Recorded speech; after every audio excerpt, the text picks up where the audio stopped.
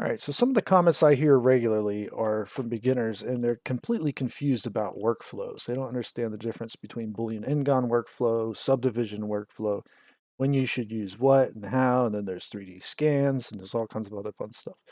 So we'll play around with a little bit of that here in this one. So I'm going to start with a sub D model, just going to make a shape. That's it. Okay, and so when you're on YouTube land and you're watching tutorials from whoever, Blender Bros or Master Xeon, a lot of times they're going crazy, they're making stuff and it looks cool, and you're just not sure like how that fits into making it for like maybe game models or maybe trying to do visual effects. You see something like Ian Hubbard does, and lo and behold, before you know it, you're confused. Like, what do you do? Like, when did you do? And how do you do? And all that other fun stuff, right? And so the trick about this is all of these modeling methods are really fluid in a way. And the bridge between them is more or less re-topology. Okay, so if you're using a photo scan, you get your photo scan data and it's all, oh, you know what, let's make that more polygons here. Let's make it high poly. Okay, and it's going to be all triangulated and crazy, so you might have to re-topo it, right? Meanwhile, if you're over here doing Boolean n-gon models and you're using box cutter and hard ops and all that fun stuff, these also aren't very clean models by the end of it usually. They look pretty rough. And if you take a look at how Master Xeon actually models on his YouTube channel, the MX2 channel, right? He actually models very similar to how I learned to model, which is you Boolean n-gon whatever shapes you need, and then you convert it into a sub D model. Now, not all shapes are very easy to do that because, well, they're different from one another. So, like for example, if I take this shape and duplicate it and scale it, and then I do an n-gon cut here with box cutter, and let's just say I cut out something like this here, right? And then so we'll send it through. We'll do some bevels on it. Okay, I think I pulled one of those up by accident. Maybe I didn't. Okay. Something like this, we cut it. So go ahead and scale it out actually. Boolean. It should have done that. I guess I did it on the piece on the inside. Hold on, let's grab the one on the inside and get rid of that Boolean on it. There you go. Okay. So you can do this type of layering and stuff like this, right? But you know, this is going to be really rough in a game engine, obviously, because it's a lot of polygons. It's not optimized. It looks cool, sure, but it's not going to work out for you at the end of it. So the point here being is that a lot of these techniques that you've been looking at and been watching people do, they work for generating a model, right? And it's actually quite fluid. Like it's really a good way of working. But it's going to start to cause you some headaches at some point because you don't know what to do with it next, right? And so we're going to do some things with this next. You can see getting some cool interest going rather quickly. Got this cool shape on the inside now, so we're kind of exposing that. We can do other fun things like, I don't know, can cut a section here, I guess. Why not? So you get the idea. All right, so let's collapse this thing down. Get rid of all the booleans. And this here, let's join it to this. We're going to do a destructive union.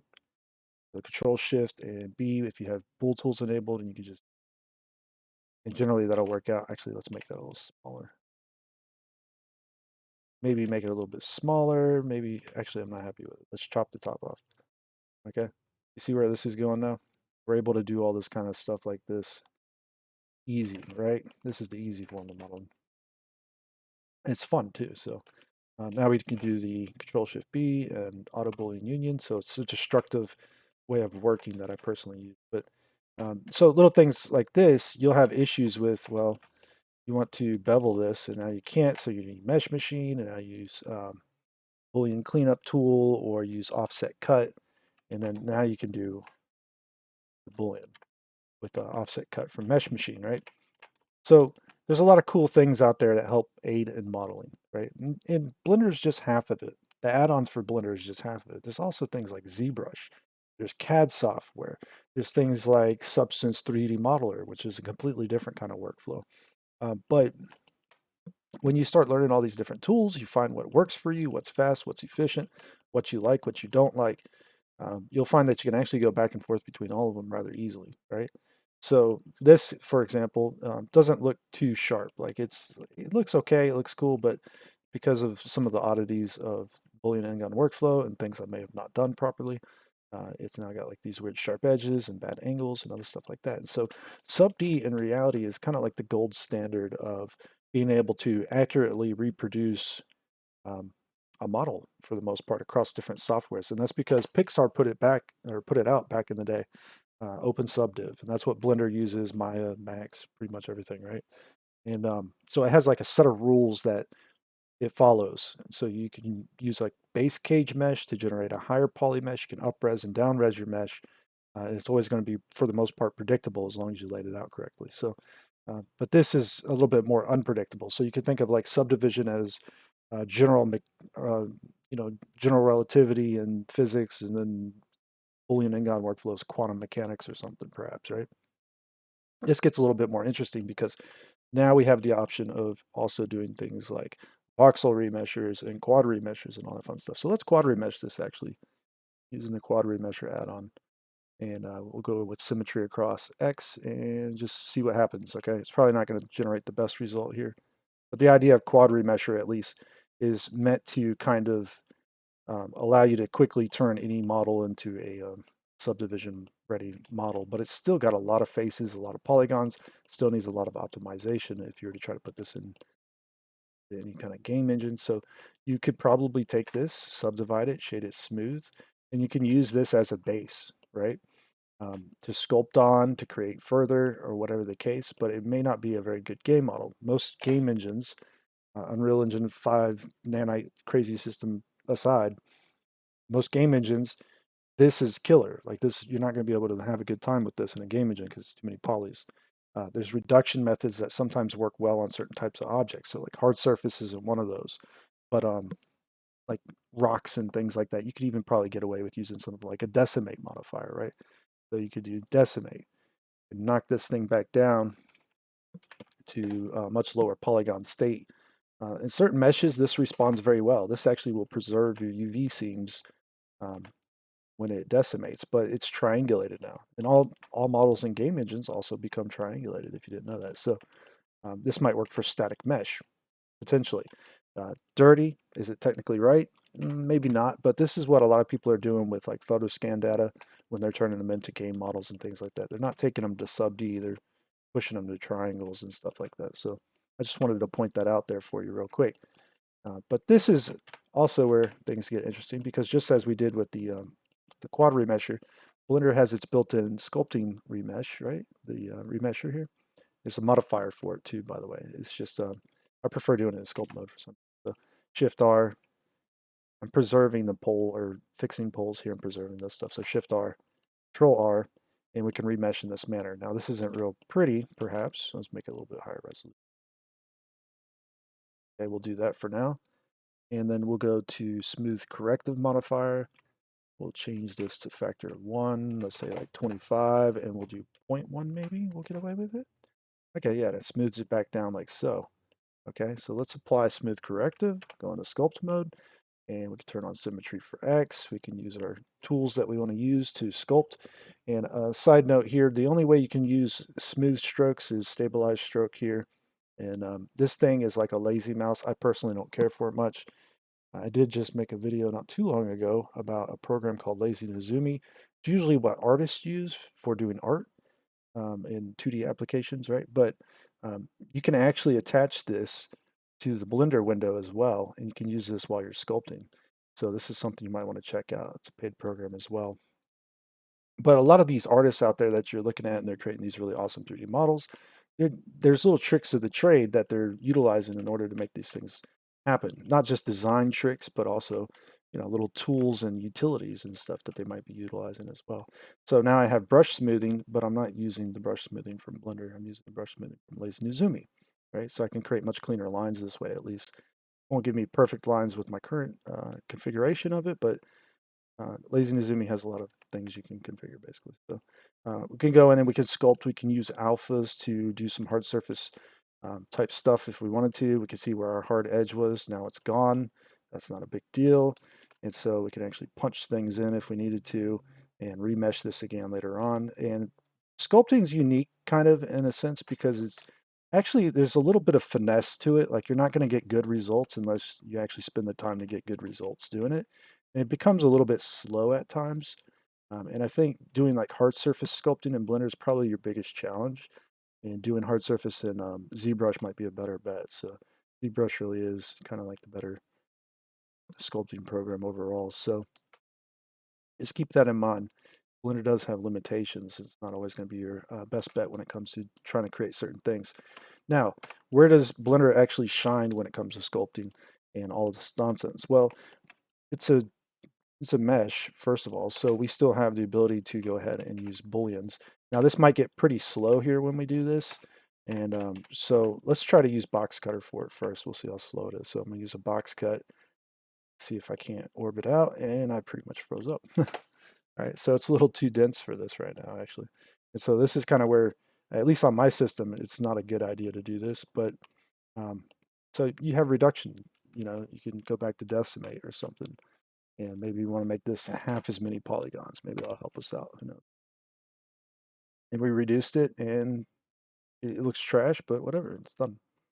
We can apply it half as many, so that's good. And let's try doing a box cut again. See how bad it is now. Still pretty rough. Okay, not a good thing, right? This is going to frustrate a lot of you guys. Also, when you do booleans with box cutter, it's live preview. You can turn it off right here, and so now it won't take effect right away. This is also another way to kind of circumvent that little limitation there. So now we can just do our cuts or whatever we need to do, however we need to do, like this. So once we click, it's going to finalize it, and that's fine. But if you try to move this thing again later on, you're going to have a rough time. Okay, but yeah, so that's just something you do, but this is non-destructive again. So back and forth, round and round we go, right? Like we can go back and forth with this all day long. We can decimate this thing again, push it up above there. And so we can apply this decimation, then the Boolean takes effect afterwards. And then, so this is still doable.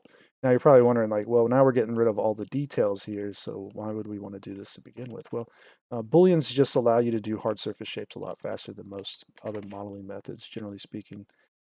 Maybe you might want to play around with some CAD software sometime as well, because that might actually be your best bet for actually creating hard surface mesh. But generally speaking, this is a good runner-up, right? And so we can do this going through here, making more and more refinements, more and more cuts. Maybe I don't want to do that one that deep, but we can go through it. We can knock it out. Do things like that. Okay, so how would you convert this into a sub-D mesh, right? That's the big question. I think a lot of guys come to this channel for sub-D specific stuff.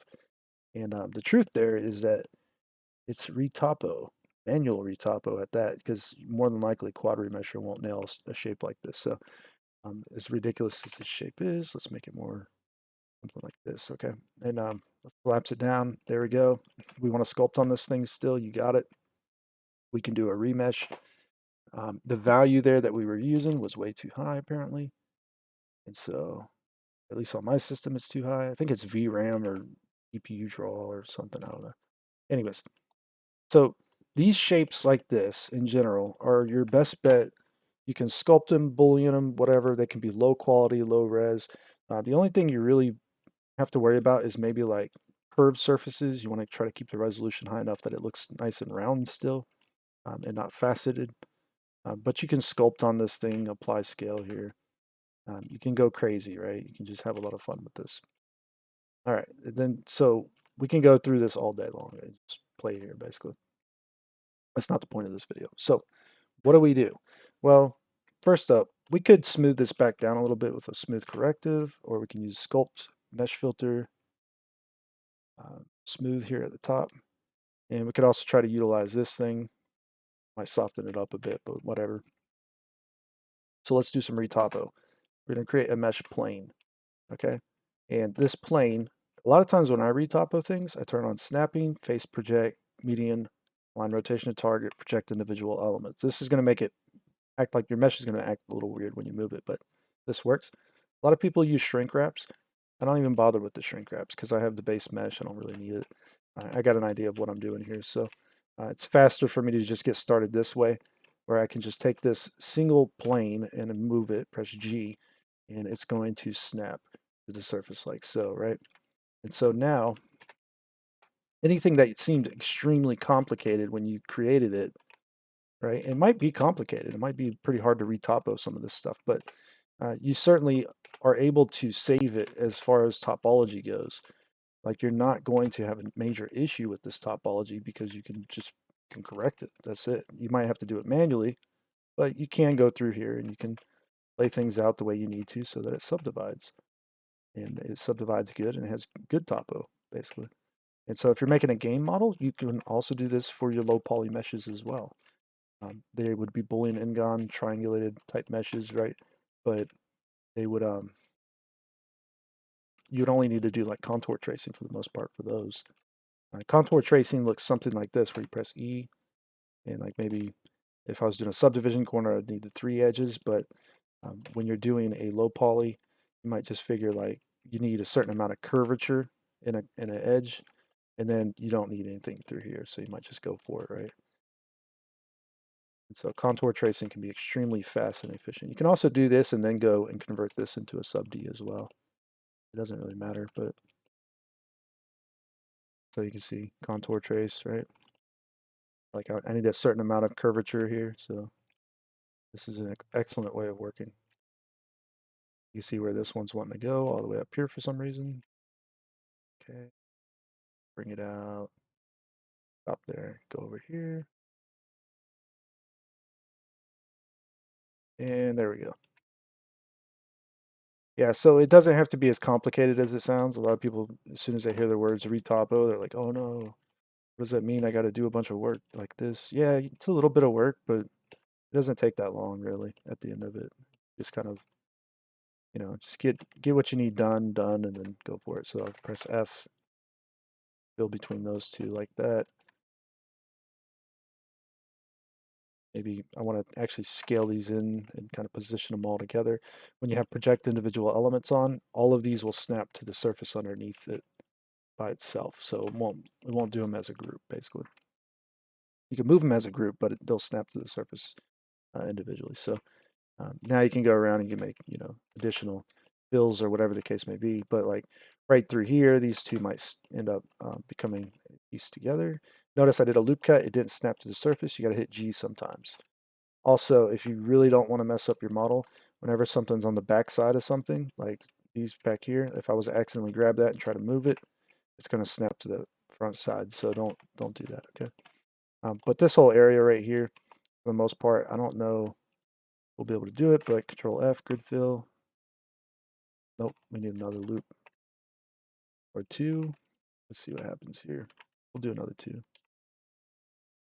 And well, 3 actually. Grid fill. Bam.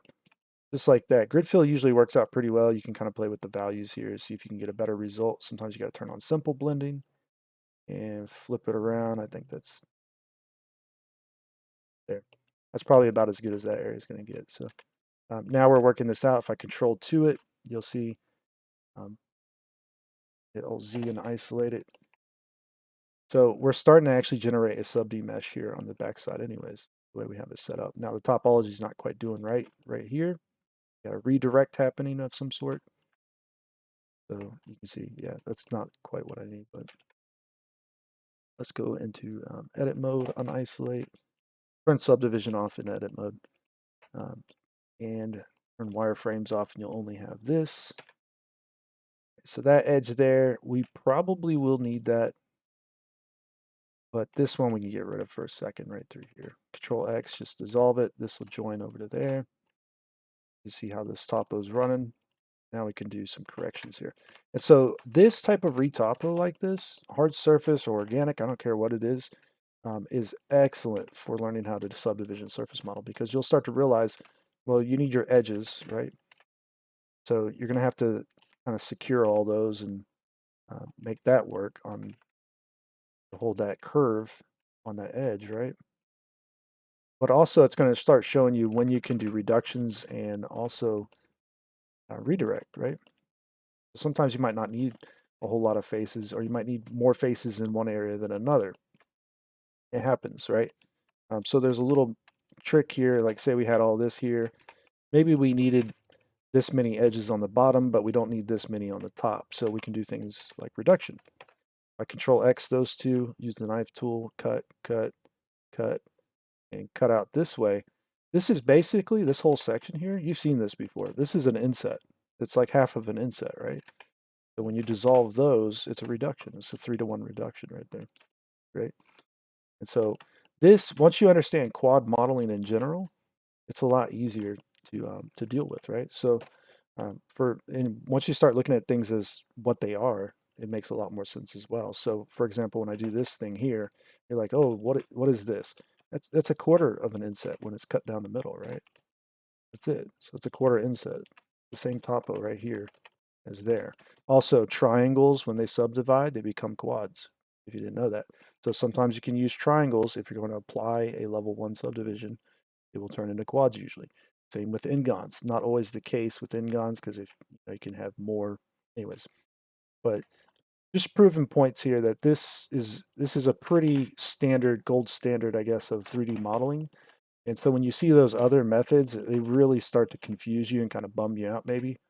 It's just because that it's still technically modeling. It's just a different kind of way of modeling, I guess. And it's not what you've seen in um, maybe a lot of like other tutorials like mine where we're talking about sub-D or whatever. But it's still very possible to do both of these and then work one off of the other. And yeah, the conversion's not that much fun in my opinion. I don't enjoy necessarily retopo, but I don't mind it. You know what I'm saying? Like it's just one of those things. It's like I know I'm going to get the result I want if I Boolean ngon and then go retopo, right? I'll just crack a beer or I don't know, put on some good music and just kind of power through it, you know. And it could take a while on certain projects.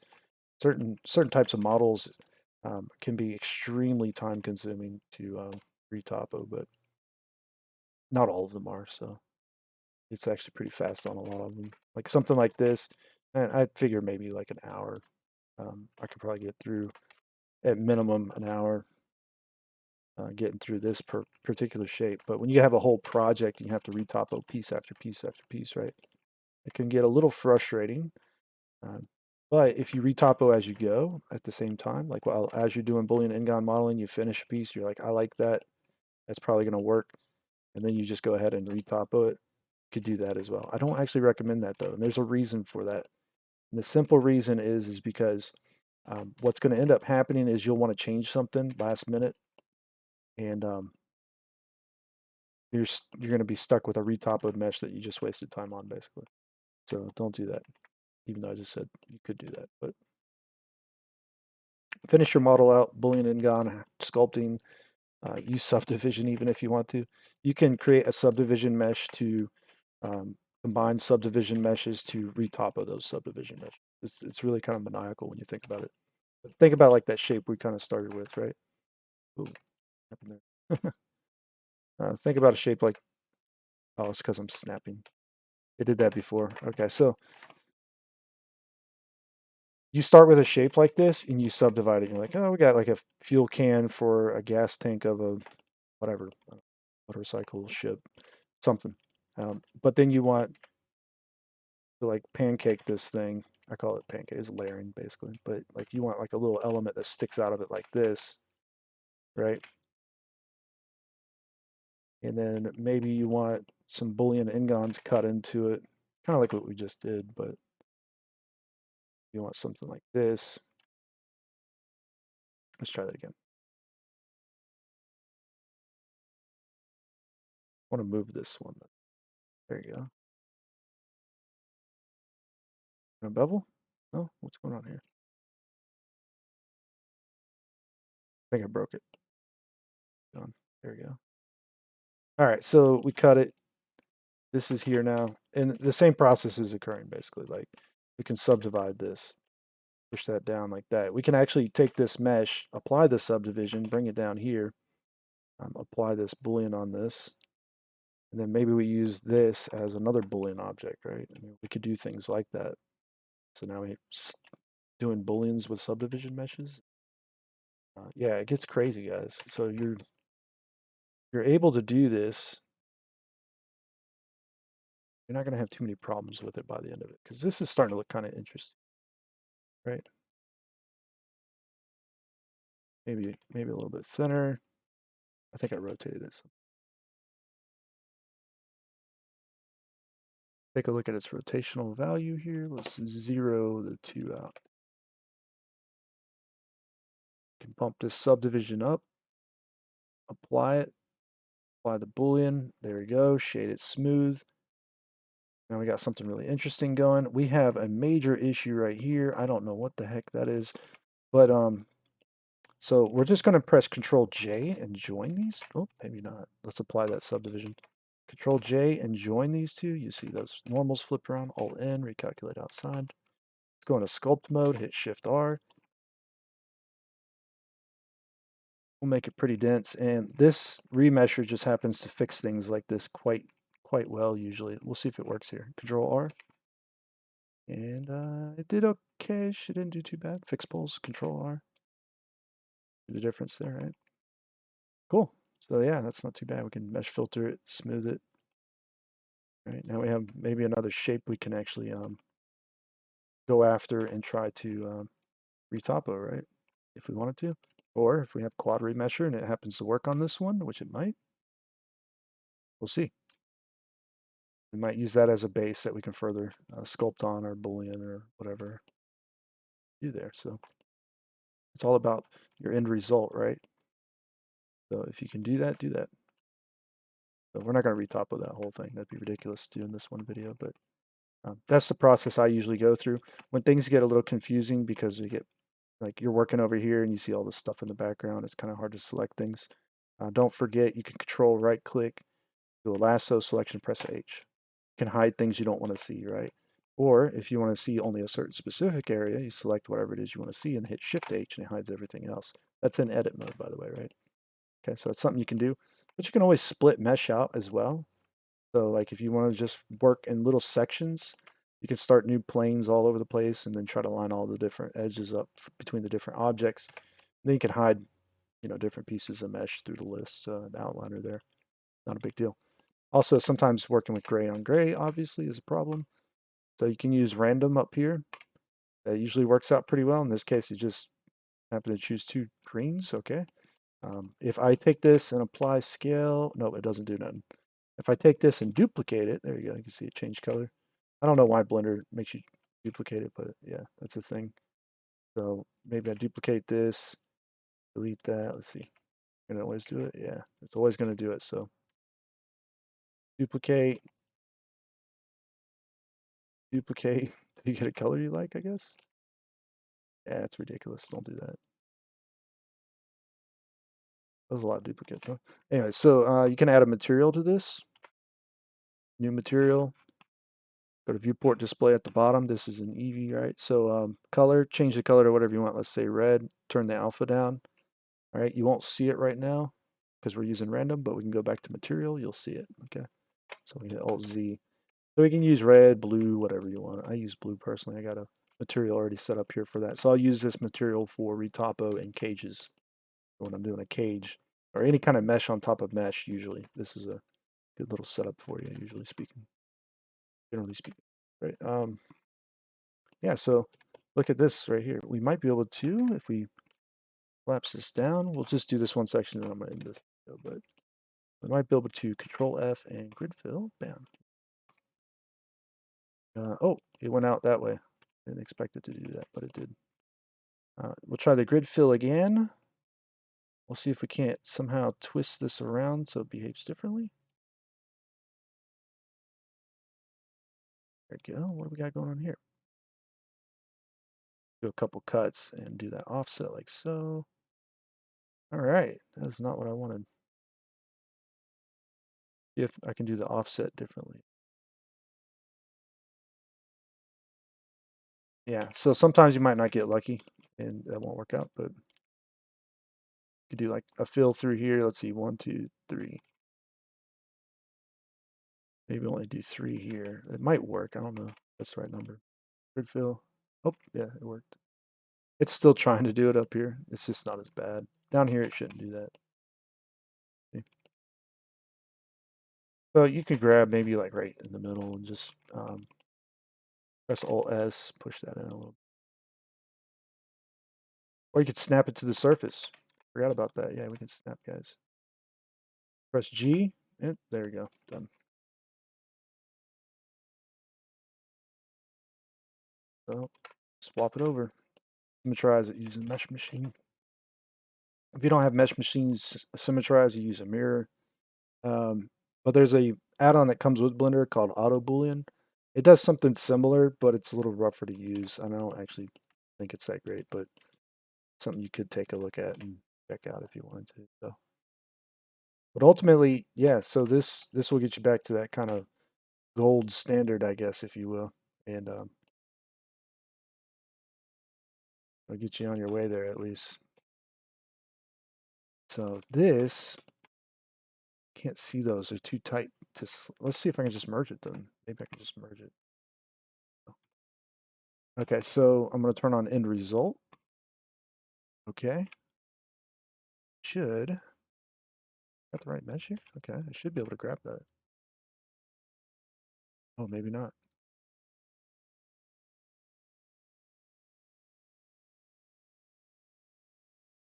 Also, symmetrize with Mesh Machine. You can uncheck this and it will not do the other half, right? Sometimes that might be useful. In this case, it happens to be pretty useful because I can't tell what the heck is going on here. Just going to pull it over, maybe? No, it's the other edge, this one. Okay, I'm going to delete this edge. Oh, what is going on here? Okay, another trick, I guess, old school trick. Select the middle line, GX, pull it over, bam. Don't even think about that again. It's not a problem now. Select all those vertices and pull them over. And yeah, that's pretty much it for this video, guys. I hope you enjoyed this one. Hope it kind of enlightened you a little bit on how you can utilize these tools here in Blender at least. And put them to full use, all right? So I'll check you guys out in the next one. Till then, take care, all right?